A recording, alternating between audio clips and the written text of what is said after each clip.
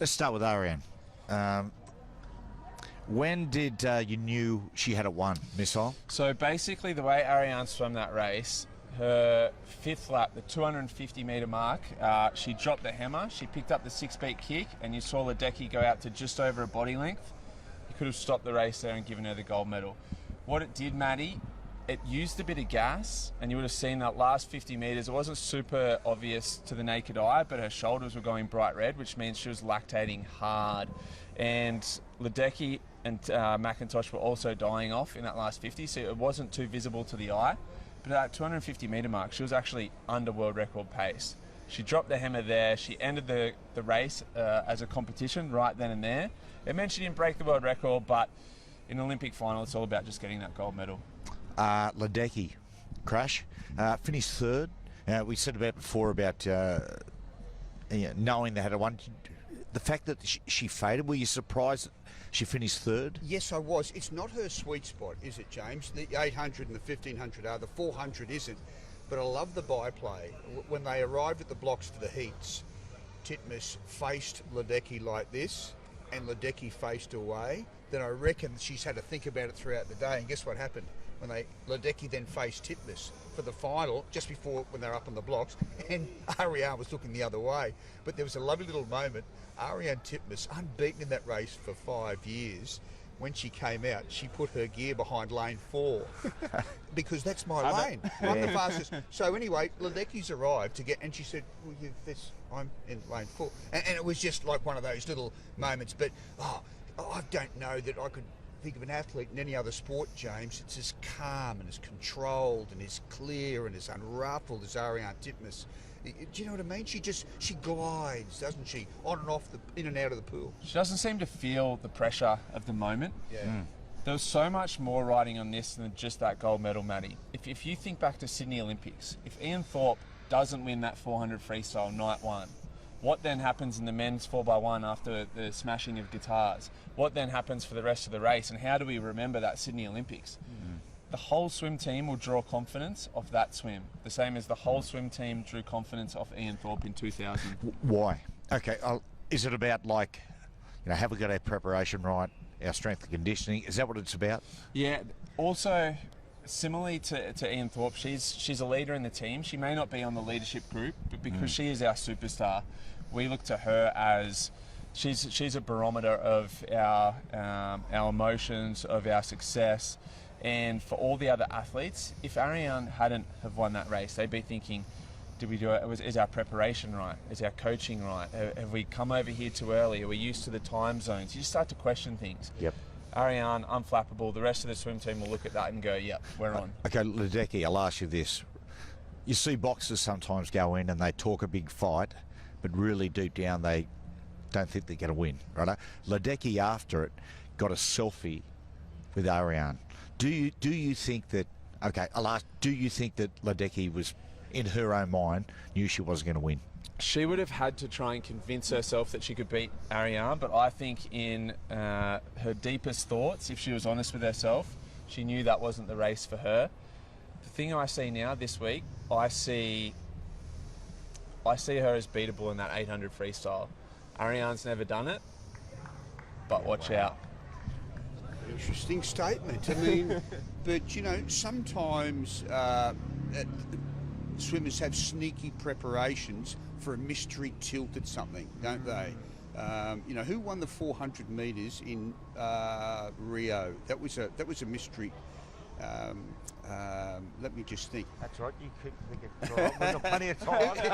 It was an Australian, Mac Horton, who kept it a secret, didn't he? That he was the gold he won in Rio. Him and his coach kept it a secret from everyone else. They had a secret tilt at it, like everyone thought they were going for another race. So it does happen, doesn't it? Occasionally, a sneaky go, you'd call it. If Titmus goes 2:48, just greatest ever. Forget about it. Elijah Winnington, he got a silver. Will he be great swim? Will he be happy with that? Hard to say exactly, Matty. Here's the thing. It's an Olympic silver medal. So should he be happy with it? Yes. Will he be happy with it? I believe so. It was a slower race than our Olympic trials. It was slower than Elijah went to win the world title. It was slower than Sam Short went to win the world title. But, again, You're in an Olympic final. There's pressure. There's expectation. The thing that we don't see, we're sitting there watching them in this stadium in this perfect pool.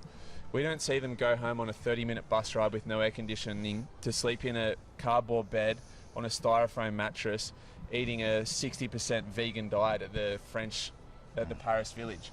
These are not perfect conditions, so it doesn't always lead to perfect results, but the gold medal or the silver medal or the medals are what we come here for. And Elijah would, I think, in the fullness of time, be happy with that result. Gold and silver in the relays.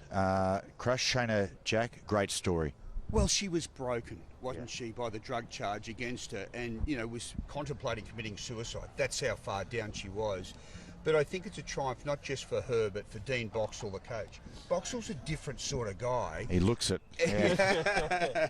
and some people say he's mad as a hatter, but he's a genius in some ways. Like, he cuddled her, he nurtured her, and he's a tough coach, but to her, when she needed softness after the drug charge, he gave her softness and cajoled her through. With Ariarne Titmus, he baits her, he needles her, they've known each other forever, he gets her up, he stirs her up. But I think Shayna Jack is one of the great stories, not just in Australian swimming, but is in Australian sport, James, for coming back from just being absolutely distraught. Like, was contemplating taking her own life. Now she's an Olympic gold medal. It's a heck of a story, and yet one of about 4 or 5 great yarns of the night. Just on Boxall. So our medalists tonight, Ariarne Titmus, trained by Boxall. Elijah Winnington, Boxall. Shayna Jack, Molly O'Callaghan in that relay, Boxall. The effect he's having on this greater Australian swim team. I mean, we're topping the medal tally. If you had Dean Boxall's squad, you'd be topping the international Olympic medal tally. Here's one. Okay, so it was Australia versus USA tonight. Tomorrow, we've got a big one, 200 metres, righto? Ariarne up against Molly. Now, Molly's the favourite, but momentum, righto? Like, what do you think? Are you sensing, firstly, before we talk about the fact that Dean coaches both, are you sensing upset? Based off tonight, I sense Ariarne. Earlier in the week, I picked Molly. I think Molly has all the tools to win that 200 freestyle. I just think the pressure and expectation for her for her first race compared to Ariarne, the weight's off now for Ariarne. Whatever happens the rest of the week, she's backed up that 400 from Tokyo. I just think she's going to have momentum, and that's such a huge thing in swimming. I've had both during my career. I've had night one 4x1 freestyle where I've led off in the fastest time ever and won a gold medal, and the rest of the week it just slides. It's easy. Yeah. Things just fall into place.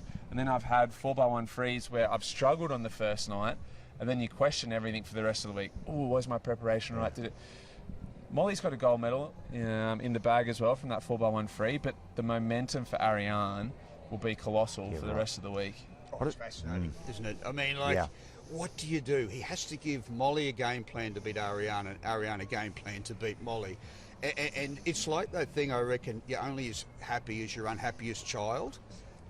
As in, his first thoughts will go to the loser, won't they? You know, like, you won't see him going like this to whoever wins. Yeah. He'll be dignified and he'll be respectful for the second place. How will he handle it? So this is the thing, Matty, right? I'll paint a picture for you. You're in the warm-up area before an Olympic final. As you've seen, there's only a few races each night. So that warm-up pool is essentially empty except for your other competitors. So say for men's 100 freestyle, for me, there's 8 of us in that warm-up pool, a lane each, in an 8-lane warm-up pool, a coach each. And my coach is telling me, see that guy from America, he's going to do this, this and this, so this is how we beat him. See that guy from wherever. Or there may be something even a bit deeper than that. See that guy, he's a little mentally fragile. Yeah. Stand in front of him in the marshalling area, slap yourself as you walk out behind the box, do something. Yeah, right. Yeah. How does Dean balance that relationship of, like, can he honestly say to Ariarne, this is the best way to beat Molly, when he innately knows Molly, her personality, her weaknesses, her strengths, and can he say to Molly, this is how you beat Ariarne? Like, it's a conflict of interest, to say the least. Well, I tell you what, before we move off swimming, I caught up with the Titmus family before.